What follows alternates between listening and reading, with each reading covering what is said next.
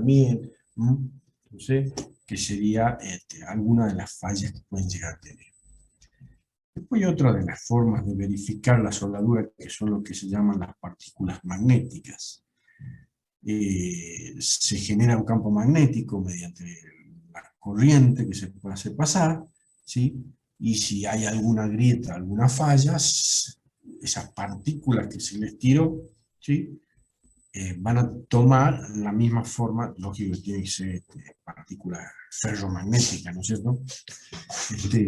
Esas partículas van a tomar, digamos, la forma que tendrá esa fisura o esa falla, que también es superficial, ¿sí? Yo puedo saber algo superficialmente, ¿sí? Porque más adentro de la pieza, o si hubiese una falla adentro, o en algún lugar donde se soldó que no lo pueda ver, bueno, es más difícil utilizar este método de partículas magnéticas.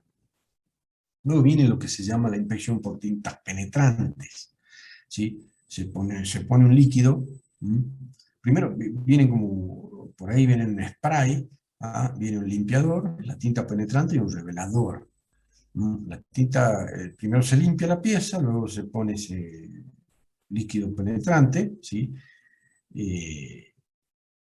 Y que penetra la pieza, luego generalmente se pone lo que es el revelador que le da ya el color. Y si realmente hay alguna, si acá no hubiese falla de nada, no observaríamos, digamos, ninguna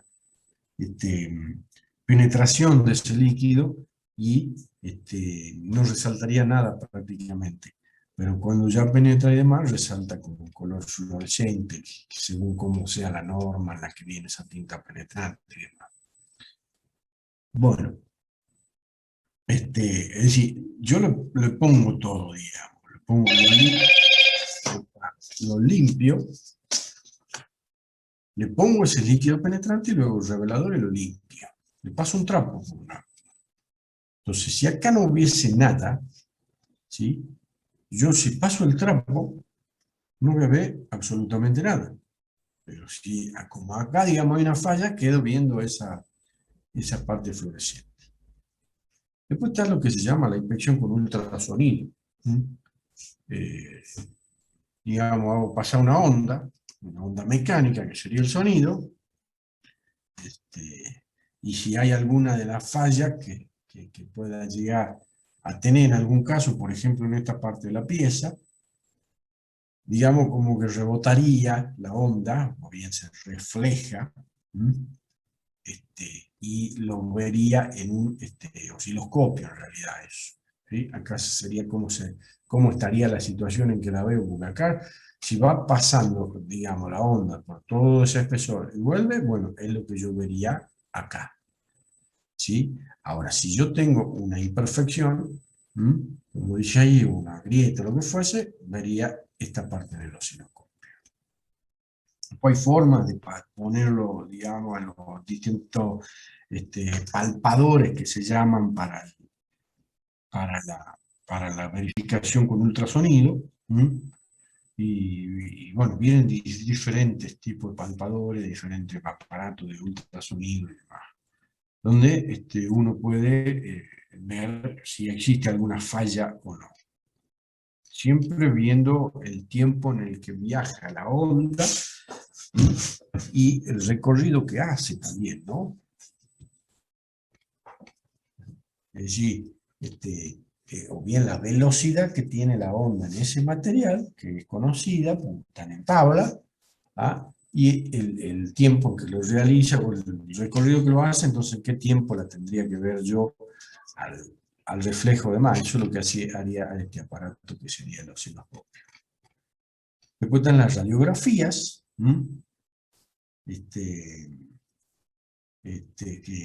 o rayos X, que acá tiene un ICI, y eso está desarrollado en la teoría, en la parte que le digo en el apunte, en el que tiene el índice de calidad de imagen que se pone, digamos, un cierto espesor y se ve cómo se lo tiene que ver con ese espesor a la película que estaría acá. Se pone algo que uno ya conoce el espesor o el diámetro de algún alambre y demás, y se ve cómo se tendría que observar ahí, según eso se saca el índice de calidad de imagen. Bueno, después está, esta no sería, esto sería con rayos gamma, no sería radiografía, bueno, radiografía también, pero en realidad sería ya con rayos gamma, en donde se tiene un material radioactivo, ¿sí? Y sabemos que emite partículas alfa y demás, y al emitir eso atraviesan material y demás. Bueno, estos ya son ensayos destructivos que no lo vamos a tener en cuenta. ¿Mm? Eso está ahí en la plataforma, ¿sí? Ese anexo 1 y 2 es lo mismo, nada más que en el anexo 2 es mucho más sencillo y más simple para que no nos vayamos tanto a algo, algo más largo. ¿Mm? Y, ya hay 3 chicos entonces que no quieren cambiar el horario, así que vamos a conseguir.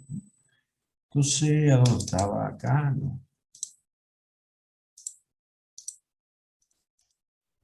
Bueno, entonces, como le decía, hemos empezado a ver cómo hacemos el cálculo de la soldadura y demás, considerando dónde estaban los esfuerzos, qué tipo de soldadura eran, en qué situación y demás. Y también teníamos que considerar para cuando la vamos a calcular la soldadura lo que dice ahí, consideraciones de seguridad. Entonces, ¿cómo hacemos para determinar la tensión admisible de esa soldadura? Y en esa tensión admisible, cuando sea una carga estática, yo voy a considerar la tensión de fluencia del material y por 3 coeficientes. Un coeficiente de seguridad que siempre le ponemos y que siempre lo han visto en estabilidad. ¿Sí? Ese coeficiente de seguridad va entre 0,25 a 0,5 o un cuarto, un medio. Cuanto yo quiero, cuanto más seguridad quiero, esto lo hago más chico. ¿Sí? Tomo este valor. ¿Mm? Y pongo ese valor en ese coeficiente. Luego está el coeficiente de calidad de ejecución, o justamente lo que hablábamos recién, el control que yo le haga a la soldadura, ¿sí? Entonces, si yo tengo, por ejemplo, una soldadura que no le hice ningún control, bueno, esto sería como 0,5. Y cuando yo voy haciendo mayores controles, como por ejemplo el rayo X, ultrasonido, el hecho esta gammagrafía, ¿sí? Bueno, ya puedo tomar un valor de 1 acá. Y que por ahí, considerando que uno le hace una gammagrafía o demás, ya es como que le ha hecho todos los controles, por lógico que le ha hecho una inspección visual primero, después puesto que sea líquido penetrante y demás, y después ha hecho ya la radiografía. ¿Mm? Entonces, como que ahí digamos, si he hecho todos los controles así, bien, bueno, este es 1. ¿Mm? Y luego va un coeficiente que depende del tipo de soldadura y el esfuerzo al que está sometida la misma. ¿Sí? Entonces tenemos que ir a los tipos de soldadura en una topa o en un ángulo. Y según los esfuerzos tendremos este valor de ese coeficiente. Ese coeficiente está un poco relacionado a lo que significa las concentraciones de tensión, que lo veremos ya después un poco más adelante. Bueno, y si es dinámica, es decir, es fluctuante esa carga, no es estática, porque en este caso sería la carga estática, tomo la tensión de fluencia. Y cuando la carga dinámica ya tomo la tensión de fatiga. Con ese mismo coeficiente de seguridad, ese mismo coeficiente que hice para los controles, pero acá cambiaría este coeficiente según la concentración de tensiones, cómo está afectada según los esfuerzos que tenga, ¿sí? Flexión, corte, tracción, y qué tipo de soldadura he hecho, si es en D, en X, si en ángulo, que sea plana, o bilateral, unilateral y demás. Ahora, ¿de dónde saco la tensión de fatiga y la tensión de fluencia? De tablas. Fíjense, acá hay una tabla de aceros, y que nos daría las tensiones de corte, de rotura, ¿sí? Tensión, el sigma sub, tensión de rotura. Después tendríamos la tensión de fluencia y la tensión de fatiga, ¿sí? Que según lo que habíamos visto antes, es aquella tensión a la cual, digamos, cuando se nos somete a carga fluctuante en material, no se rompe, y es mucho menor a la de fluencia. Y como habíamos visto, según cómo se designaban los aceros, que estaba la norma SAE y demás, que te da el porcentaje de acero, según que, cómo lo designe, por ejemplo, 1020, era que un acero al carbono con 0,2%, 0,20%, ¿sí? De carbono en ese acero, digamos, o en el hierro, y ahí formando la aleación. Bueno, todos estos también están hechos si hay tratamientos térmicos, como habíamos visto, ¿sí? Que el templado, templado en agua, templado en aceite, primero hacíamos lo que sería el templado y después el revenido. En realidad, bueno, acá directamente se pone templado en agua. El templado, recuerden que era calentarlo en un horno al material, ¿sí? Y luego de que lo hemos calentado, pasó a la temperatura esa de transformación, lo enfriamos rápidamente. Lo ponemos en agua, lo ponemos en aceite. Y se redistribuyen todos los átomos y moléculas de tal manera que le da mayor resistencia mecánica al acero. Y acá están, por ejemplo, el 2320, que ya sería uno al cromo, al níquel, perdón, ¿sí? Y después otro más, como el 4000, el manganeso y demás. Esta tablita, cuando vamos a hacer práctico, la vamos a usar bastante. Después le puse ahí un catálogo de los electrodos que les decía, y nos da la resistencia de la rotura, la resistencia a la fluencia, los tipos de soldadura que se puede hacer y demás, algunos compuestos que tiene. Y bueno, esto cómo se designan, también hay una norma que es la AWS, que es una inglesa, pero en fin de cuentas también la tomamos nosotros, ¿ah? Y nos da prácticamente la resistencia y demás.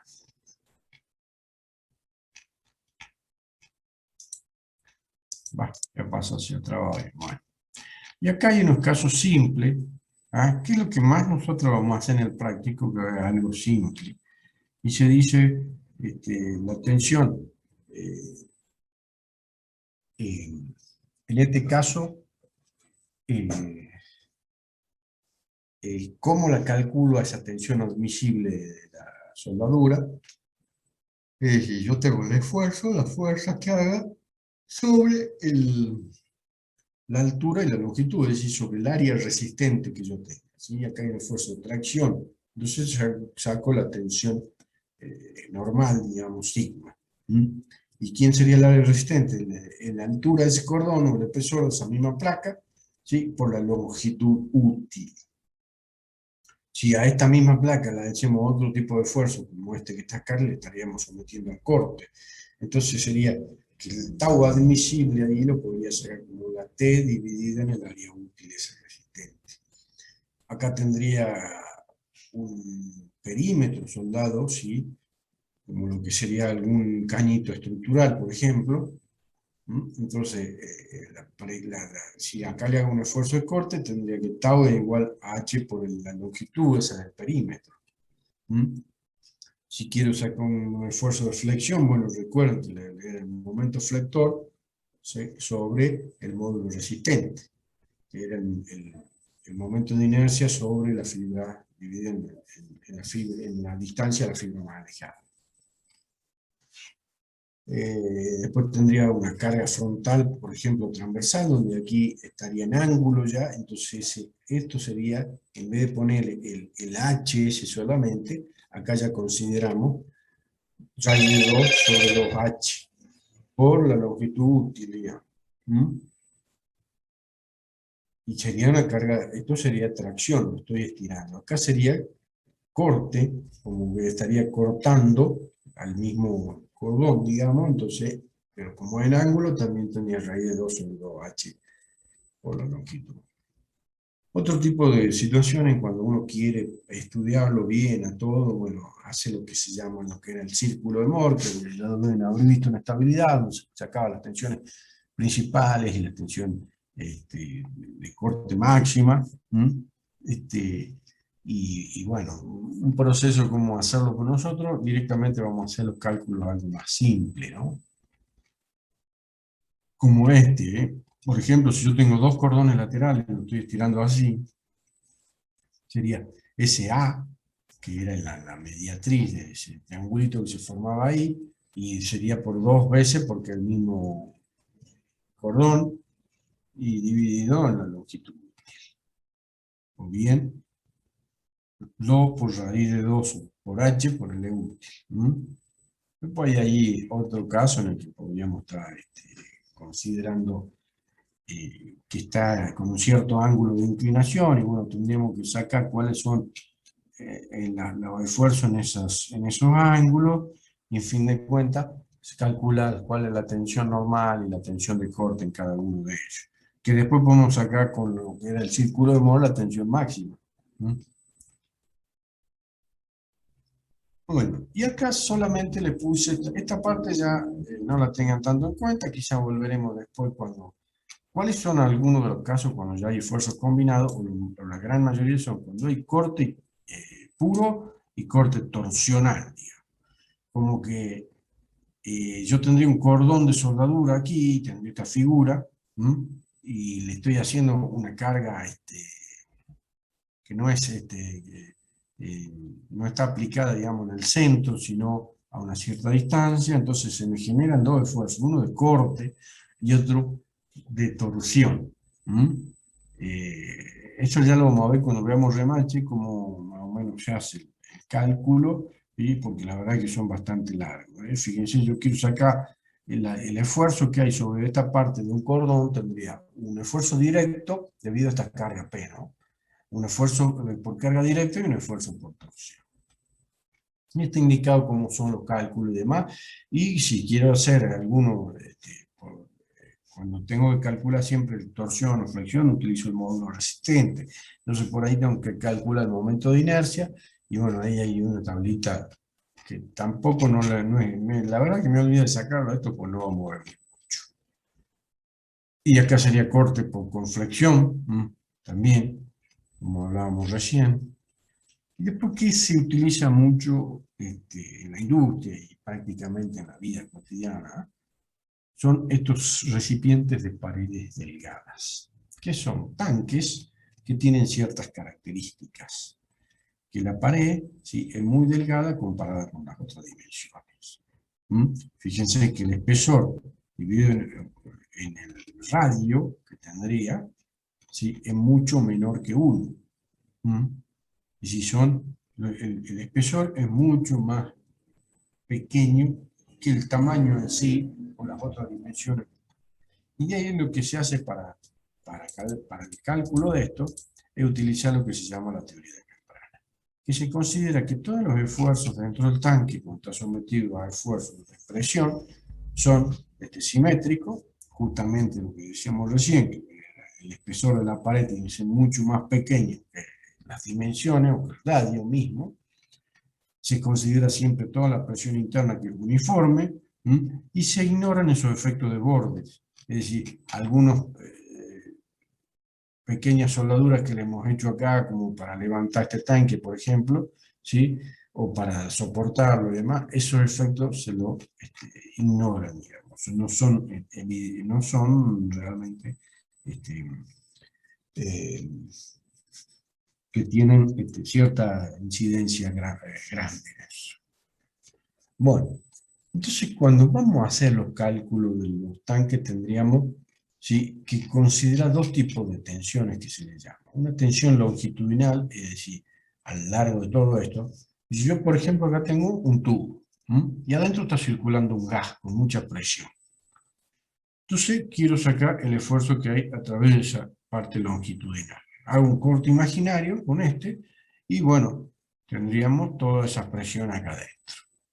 Ahora, esa presión va a actuar sobre las paredes, y si uno se pone a calcularlo y a observarlo así, hace un corte también imaginario, ¿cuál va a ser el esfuerzo al cual está sometido esta parte superior de ese caño que imaginariamente corte? Va a ser la presión por la superficie, y la superficie el diámetro por la longitud que yo estoy considerando.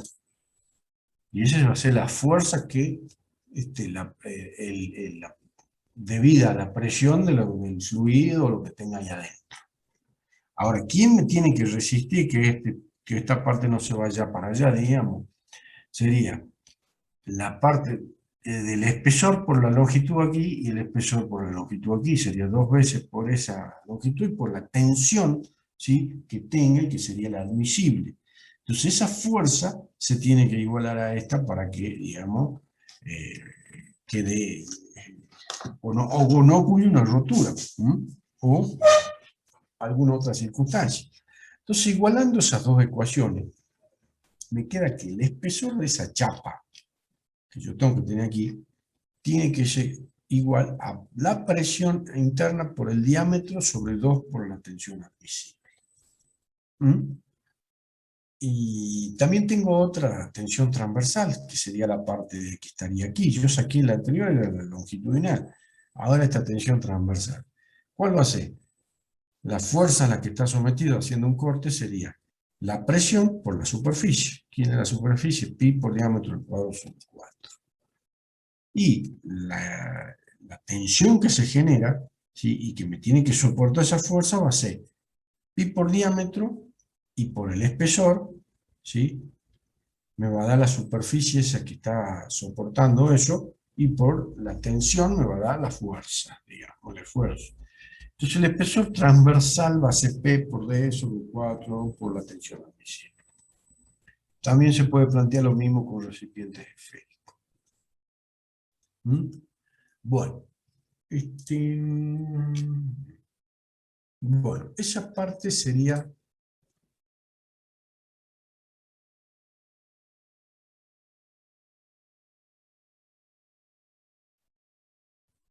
Epa, cheque que mandaron. Bueno, me están siguiendo, ¿no? ¿Me siguen? Yo estoy hablando yo solo nomás. Sí, profe. Sí, profe. Está bien, se está entendiendo, ¿no? Sí.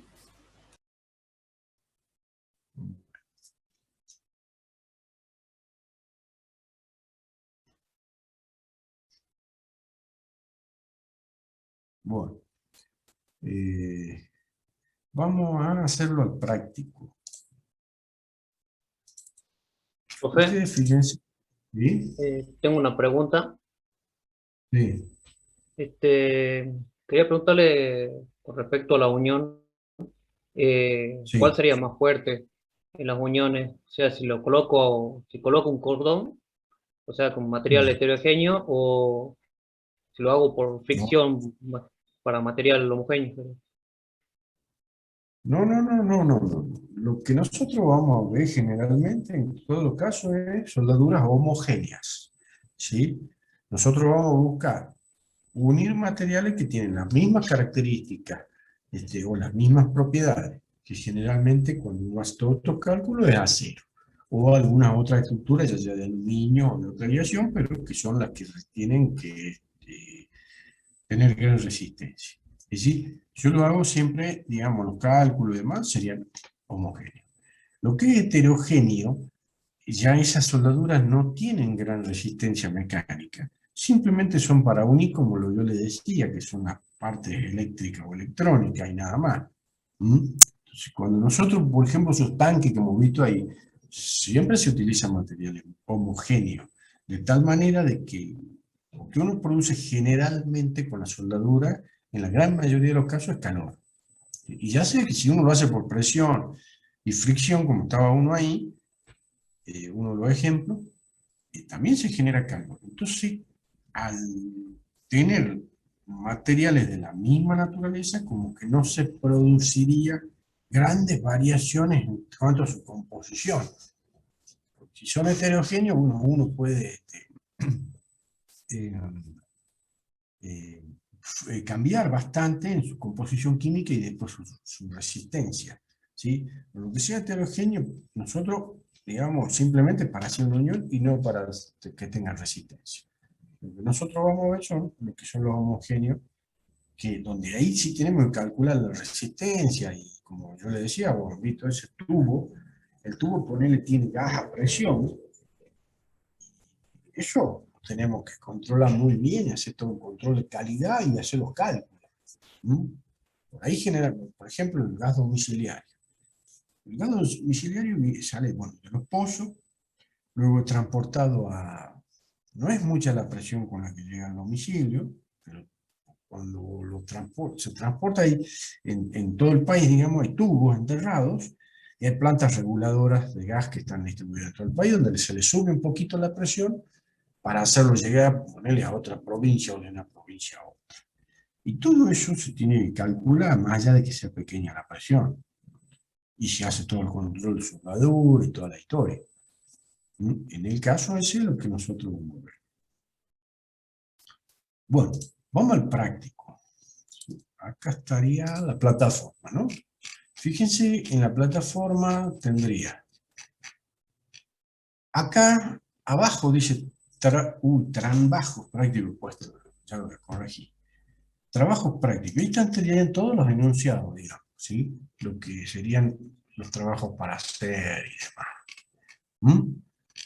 Yo lo que hice fue, y lo que voy a hacer con casi todo, porque por ahí, como yo estoy solo, me digo que le puse los trabajos prácticos que están prácticamente resueltos, o en gran parte. Y en el trabajo práctico anterior al comienzo tienen las principales situaciones que hay que considerar, por ejemplo, en el caso este, que vamos a hacer soldadura, cuáles son fíjense, el método de cálculo y todo lo que habíamos visto en un principio, cuáles son las consideraciones que se hacen, cuáles son las tensiones, cuál es el área útil, ¿sí? Y como que hay algunas pequeñas o resumen de la parte teórica que es lo que se usaría en el práctico. Y en este tendríamos esto. El problema 1 está resuelto. El problema 2 no está resuelto, ese ya es para usted, ¿sí? El problema 3 sí está resuelto. El 4 también está resuelto. Y el 5 no. Nosotros lo que vamos a hacer ahora es verlo a todo completo. ¿Sí? Entonces, acá. Bueno. Entonces, este sería ya todo completo resuelto. Por ahí le faltan, como le dije, en la plataforma, falta el 2 y el último problema, no me acuerdo cuál es. Es todo un repaso de lo que hablamos recién, de lo que serían tensiones, de lo que serían los esfuerzos, como les decía, y demás. Pero vamos directamente ya al trabajo, al problema 1. Fíjense, el problema dice que se sueldan a tope dos chapas, como se muestra en la figura, ¿sí? De espesor E igual a 1 centímetro y la longitud de L vale 10 centímetros de ancho. El material es un acero SAE 1025 y se efectúa un control visual con tintas penetrantes. Calcule la carga P que puede soportar. Y está todo explicado en este caso, en el cual dice la carga es estática, y vamos a aplicar la formulita de la tensión, no, acá no la puse, pero en la que ponemos CS1, CS2 y la tensión de fluencia. Ahora, ¿cómo encontramos la tensión de fluencia? Nos está diciendo que es un SAE 1025. Entonces, a ver si... Vamos, estaba acá. La ven en la tablita, ¿no? Sí, profe. A la tabla. Bueno. Entonces, ¿qué decía que era un SAE 1025 y una carga estática? Entonces, ¿yo qué fórmula voy a ocupar? Esta carga estática para tener en cuenta la tensión admisible que pueda tener. ¿Sí? Entonces, saco la tensión de fluencia, pero ¿cómo? Si decía que era un 1025, es entonces la tensión de fluencia es 24 kilogramos milímetros cuadrados, o si no, 2400 centímetros cuadrados. ¿Sí? Entonces, es lo que puse aquí. La tensión de fluencia vale eso, que lo saqué de la tabla. Ahora, el coeficiente de seguridad no me lo está diciendo, pero simplemente me dice que hubo un control visual con tintas penetrantes. Entonces, tomemos un término medio entre los cuales puede fluctuar, ¿sí? Un 0,35 le tomemos, ¿sí? A la perdón, Pero me equivoqué ahí, sí. Bueno, primero estaba el hecho del coeficiente de seguridad, que no me lo dice. Pero si yo digo si yo tengo en cuenta que hay tintas penetrantes, bueno, yo tanta seguridad no pretendo y por eso tomamos el término medio. Ese mismo criterio lo sigo para el tema de el coeficiente de control de calidad o control de la soldadura. Ya sabemos que este va entre 0,5 a 1, ¿sí? Y bueno, le hice también control con tinta penetrante, bueno, tomamos un 0,75. El C2 también tengo que ir a la tabla. ¿Por qué? Porque es a tope. Vamos a la otro aquí. Es una soldadura para carga estática, es a tope y está sometida a tracción. Entonces tomo lo que dice acá, según este catálogo, 0,75. Una vez que reemplazo todos los valores, obtengo la tensión admisible. Esa tensión admisible tiene que ser igual a la carga sobre el área útil, ¿no es cierto? Pero el área útil, ¿cuál va a ser? El espesor E por la longitud útil, no toda la longitud, porque yo no sé ni cómo terminó acá ni cómo terminó aquí. Por eso directamente, como es una soldadura, digamos, abierta, no se cierra todo el cordón, me quedaría que la longitud útil era esa longitud L menos 2 veces el espesor. Al calcular todo me quedan los 8 centímetros cuadrados y acá mismo saco el esfuerzo, la carga, esa P, y me puede aguantar en esa situación que yo tomaba en cuenta todo eso, 3.780 kilos. Eso es lo que aguantaría, digamos, esta unión con estas características que tendría. El que no está hecho en la plataforma, pero está aquí. Se sueldan dos chapas, ¿sí? Comunica la figura, tenemos un espesor de la chapa, que es el que vamos a tomar como espesor de soldadura, tienen los materiales, la carga que está actuando, las distancias de cada una de las distancias de las aristas está actuando el esfuerzo. Entonces usted calcula los cordones de la soldadura L1 y L2. Y entonces empiezo a hacer todo lo mismo. Digo, bueno, es un 10-25, igual, no era igual que este era un 10, ¿sí? Me equivoqué. No, aquí me equivoqué. 2427 puesto, quizás, perdón, es un 1035. Aquí me equivoqué. ¿Sí? O sea, para el 1035, si yo me voy a la tabla, veamos, a ver. 1035, ¿sí? Da 27 la tensión de fluencia. Entonces, tendríamos 2.700 kilogramos centímetros cuadrados. Ahora dice que se realizaron todos los controles de soldadura. ¿Qué quiere decir? Que yo busco una gran seguridad en este caso. Entonces, por ahí ya directamente, al tener quiero que tenga mucha seguridad, o sea, la máxima seguridad, a ese valor del coeficiente de seguridad lo hago el más chico posible, ¿sí? Así ese signo admisible me de chico. Y bueno, 1 porque se consideraron todos los controles de soldadura. El C2 ya también me voy a la otra tabla y lo encuentro. Entonces, saco ya la tensión admisible. Y ahora me voy a hacer los cálculos.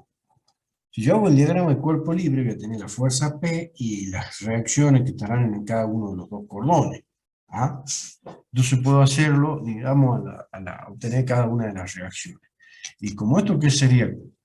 Como que yo estaría cortando ese cordón de soldadura, entonces tengo que considerar la tensión de corte. Y aquí yo saqué la tensión admisible, la tensión normal admisible, y recordemos que en los mismos apuntes dice cómo se considera el tau, o la tensión de corte admisible, como un medio de la tensión normal. Entonces ya saco la tensión admisible. Ahora tengo que sacar las cargas. Y hago lo que le decía recién, en el diagrama de cuerpo libre y demás. Y ahora planteo la ecuación de la soldadura o de la ecuación de resistencia. Yo tenía que era la tensión, tau en este caso, sobre digamos, el esfuerzo R1 que tendría aquí, sobre ese cordón, que sería la longitud de ese cordón útil sería L1. Y esto lo despejo, que es lo que yo quiero saber. Para el caso del 2 también hago exactamente lo mismo y me daría este resultado. Que L1 vale 7,54, el otro 4,47. Acá también se puede resolver de otra manera, considerando un área útil total. Entonces, si yo ya tengo la tensión admisible y la carga, puedo, digamos, tener esa área útil. Esa área útil total sería eso. Sumando, digamos, la longitud útil de los dos cordones, bueno, tendría, o la longitud total, los 12 centímetros. Pero yo voy a saber que los cordones siempre van a ser, acá va a haber una proporcionalidad entre esta distancia y esta distancia y esa, ¿sí? Entonces, planteando esa situación, L1 sobre L2, y la inversa de los dos, porque son inversamente proporcionales, tendría otra ecuación como para obtener la longitud de los cordones. Y esto sería algo bien aproximado, bien rápido. L1 vale 8 centímetros, L2 vale 4 centímetros. Que era lo que prácticamente había calculado acá. Esa es otra forma de hacerlo. Este también está en el... bueno, el anterior no estaba. Ese sí lo hacen ustedes, lo miran bien, cómo le tiene que dar y demás. ¿Sí? El 3 Profe, sí está en el... Sí. profe, en el ejercicio 2, cuando dice que toma en cuenta todos los, o sea, se hacen todos los controles, el coeficiente de seguridad para todo el ejercicio, si es que nos dicen así, ¿lo consideramos 0,25 o podemos considerarlo Claro, 0,20? ¿Sí? claro. O por ahí se dice en algún ejercicio que yo le pueda tomar, en alguna evaluación, dice, si quiere la máxima seguridad. Si se Ajá, quiere la máxima seguridad, ese valor es más chico. Como que la tensión admisible se la hace más chica. ¿Ah? Que no claro. supere como que en la misma, a ver, está aquí, como que si yo tomo una tensión admisible, ¿sí? Que la multiplico por un valor más chico, estoy acá, ¿sí? Esta era la de fluencia, la que está en las tablas. Entonces, si yo tomo un cuarto, 0,25, estoy tomando aquí la tensión. Me aseguro de que no vaya a llegar nunca para acá. Entonces, como que pretendo la mayor seguridad. Si es la mínima seguridad, como va el 0,5, como que estaría acá en el medio. Bien. O sea, lo que voy, si el enunciado dice eso, todos los controles, lo dejamos en 0,25 como para hacerlo en el parcial, digo yo. Claro, como para considerar, si voy a hecho todo lo contrario, porque estás queriendo que tenga una seguridad la máxima. Bien, Entonces, el coeficiente es el mínimo. bien. Eso no me era Bueno, acá hay otro problema, que es el problema 3, que es que está soldado un perno a una planchuela, ¿sí? Y ahí tenía, digamos, el cordón de soldadura que se ha hecho. Y acá ya nos da el tau admisible, ¿no? Y las dimensiones.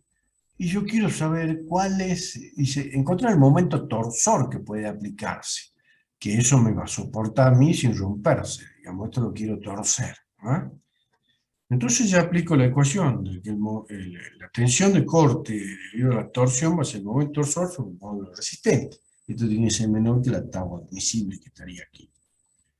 Entonces, bueno, ¿cómo era el módulo resistente? Era el momento de inercia polar sobre la distancia a la fibra más alejada. Yo acá lo bueno me puse a hacerlo detalladamente, cuál sería el momento de inercia, si tomo un elemento diferencial y se va calculando y demás, y me da que el momento de inercia viene a ser este que estaría aquí. ¿Sí? Entonces la ecuación del módulo resistente va a ser ese momento de inercia dividido en la fibra más alejada, que sería D sobre 2, entonces en fin de cuentas me queda este valor. Entonces, como yo acá tendría que ahí hay un diámetro, el diámetro exterior sería este y demás, empiezo a reemplazar cada uno, es decir, el diámetro mayor, que era el D mayúscula, va a ser más 2 veces el espesor, ¿sí? Y acá sería más, digamos, más el espesor en esta parte del diámetro. Perdón, o de la distancia a la fibra más alejada. En fin de cuentas, calculo ese módulo resistente polar, ¿ah? Y le obtengo el valor. Multiplico por esa tensión admisible que tenía y tendría que el momento torsor que me puede soportar eso son 11.708 kilogramos centímetros. Pero ¿qué pasa? Esto, por ahí hay una forma bien práctica y más simple de hacerla, ¿ah? Que siempre nos va a dar dentro de los valores aproximados. Yo tengo que la tensión de corte sería una fuerza sobre un área útil. El área útil lo hace pi por d por el espesor de esa soldadura, que sería el A, ¿sí? No sería, digamos, sino sería el A ese que iba, no sería H, sino sería el A, porque es una soldadura en ángulo. Entonces me puedo calcular, le saco el área útil. Que en este caso, como es cerrada, no se resta ningún espesor ni demás. O sea, la longitud es pi por diámetro, que sería la longitud de una circunferencia, por ese espesor que hay.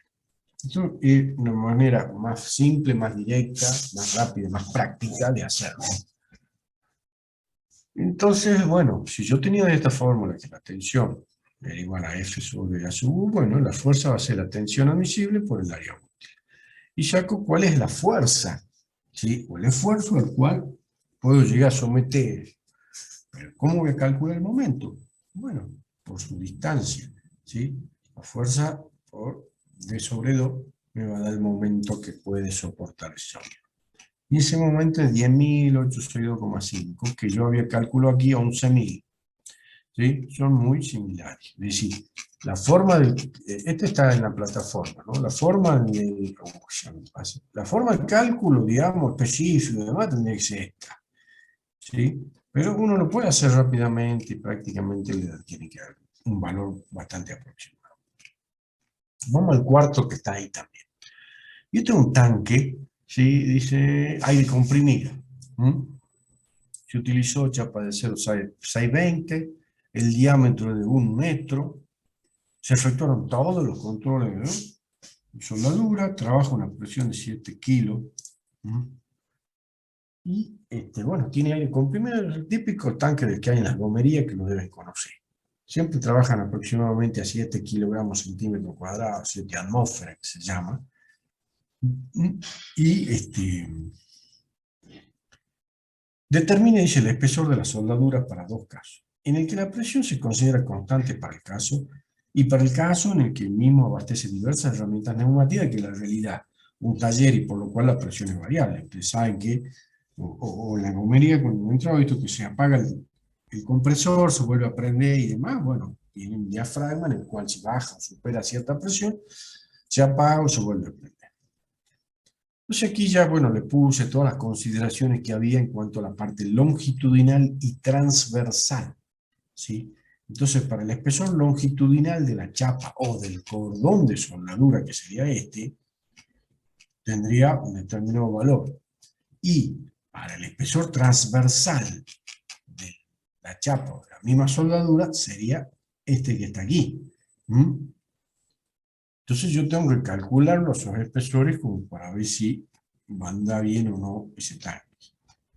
Sería tanto el espesor de la chapa como de la soldadura. Bueno, entonces me pidió que era para dos casos, carga estática.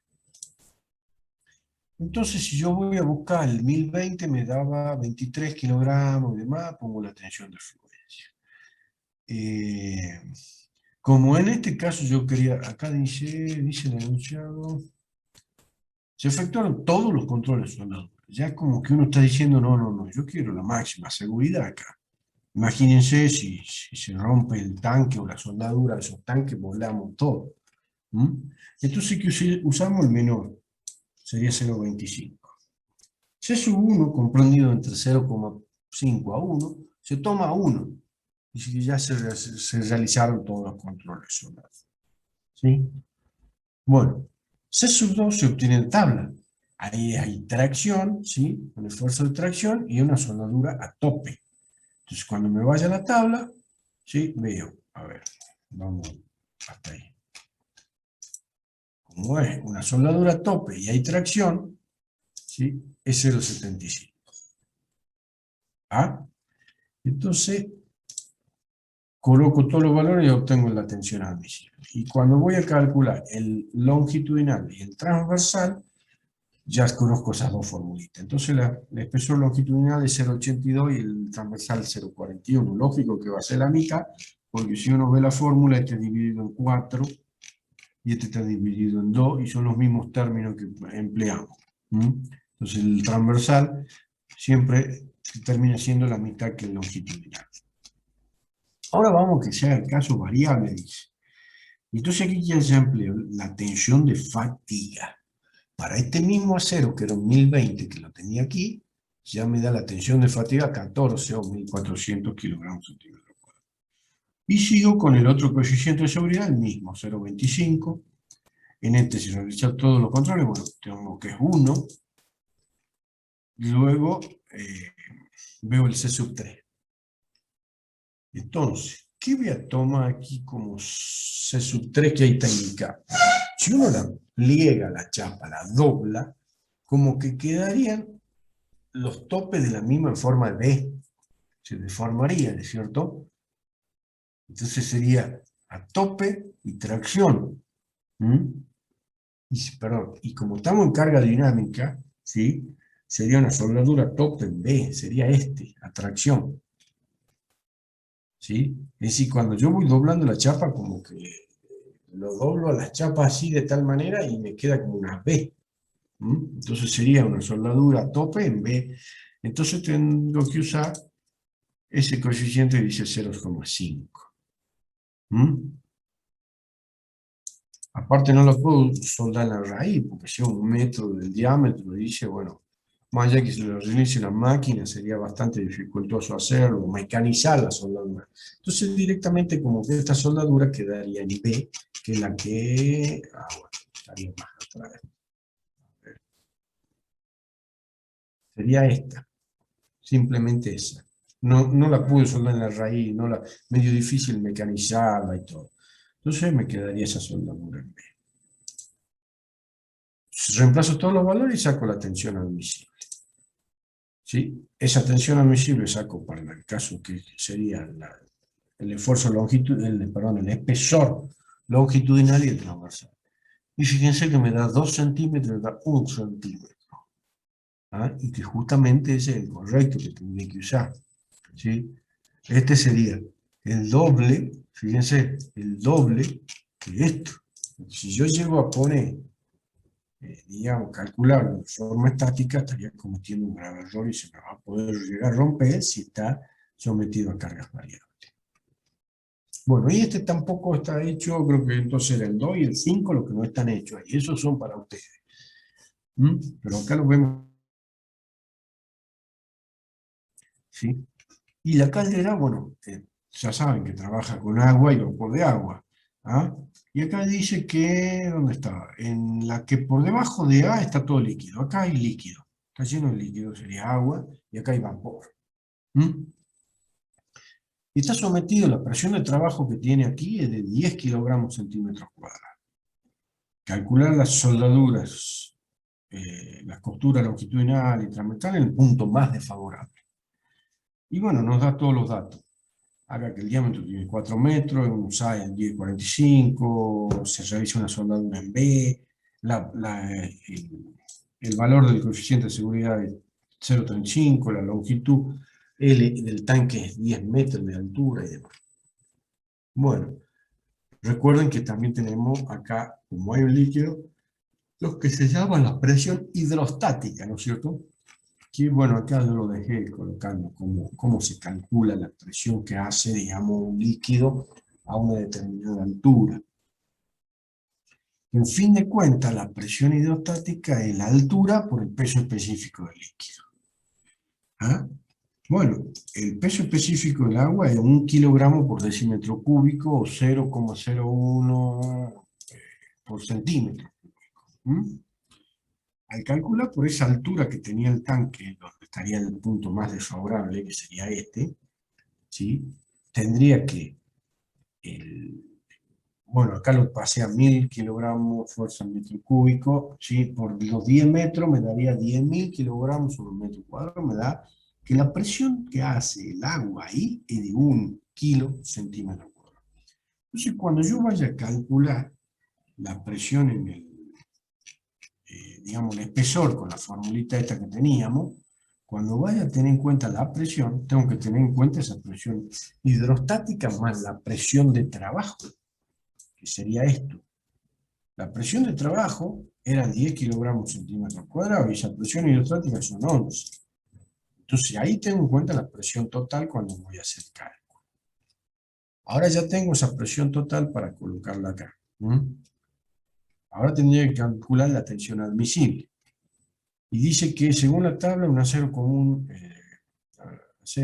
al carbono es 1045 y no tiene tratamiento térmico. Me voy a la tabla y me va a salir con este valor de fluencia. Perdón, esto es fatiga, ¿no? A ver. 1045. ¿Dónde estaba? No, aquí no. 1045 sin tratamiento térmico. Y acá pongo fatiga 29. Entonces son los 2900 kilo/centímetro cuadrado. Ya me había dado como dato el coeficiente de seguridad, pongo eso. Después dice que se realizaron todos los controles, tomo el valor de 1. Y el otro C3, considero la misma situación que en el tanque de aire comprimido, lo pongo a 0,5. Y obtengo la tensión admisible. Ya teniendo la presión admisible, la presión total que está actuando y el diámetro del tanque, obtengo el valor del espesor longitudinal. Fíjense lo que nos da. 4,33 centímetros. Muy espeso. Razón por la cual, por ejemplo, si yo digo, acá dice, está explicado, dice, es un espesor bastante considerable. Y si, por ejemplo, hubiésemos usado un acero 1045 templado en agua y revenido en 425, fíjense que la tensión de fatiga sería esta. ¿Sí? Y al poner los mismos coeficientes que le pusimos acá, considerando esa tensión de fatiga, tendría como un espesor longitudinal de 2,67. Inclusive, fíjense, dice que si, además de eso, como es un tanque de 4 metros de diámetro, podemos inclusive sondarlo en la raíz. Es decir, en la parte interior del tanque, sí, puede entrar una persona, una máquina y demás, cuando se está fabricando, y lo puede sondar en la parte de la raíz de esa B. Y ganaríamos mayor resistencia mecánica en ese caso. Y el coeficiente ese sería el 3, que habíamos puesto 0,5, es 0,7. Entonces el espesor longitudinal sería de 1,91 centímetros. Y lógico que el transversal va a ser la mitad, sí. Utilizaríamos la fórmula que ya conocemos. Pero bueno, ya como el espesor mayor es ese longitudinal, generalmente ya todo el tanque es con ese mismo espesor, porque se utilizaría ese espesor de soldadura y ese espesor de chapa, ¿sí? Para con la construcción del mismo tanque. Bueno.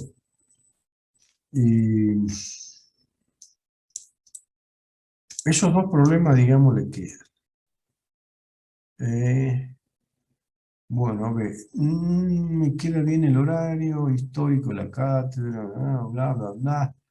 Después al horno de la Mayo también.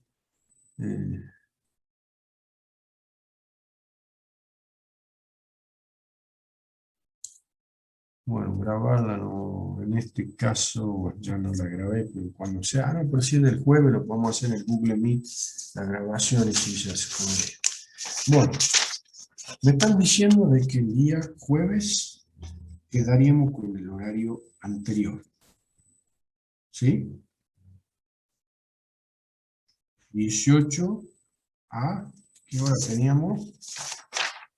A 21. ¿Sí?